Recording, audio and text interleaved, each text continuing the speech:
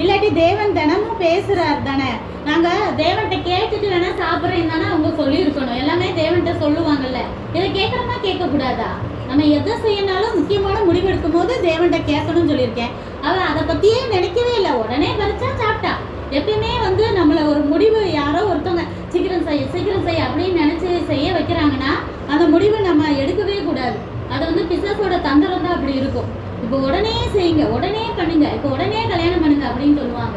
பார்த்துட்டு போயிருப்பாங்க, 2 நாளைக்குள்ள நிச்சயதார்த்தம் பண்ணணும் அப்படி இப்படின்னு ரொம்ப போஸ்ட் பண்ணுவாங்க. அப்பெல்லாம் உடனே முடிவு பண்ணக்கூடாது. எதுனாலும் தேவன்கிட்ட கேட்டு பொறுமையா பதில கேட்டு தான் முடிவு பண்ணணும். சரியா? இவங்க தேவன்கிட்டையாவது கேட்கணும், வெயிட் பண்ணியிருக்கலாம். ஆதாமுக்கிட்ட போய் கேட்டோன்னா ஆதாமாவது என்ன சொல்லியிருக்கணும்?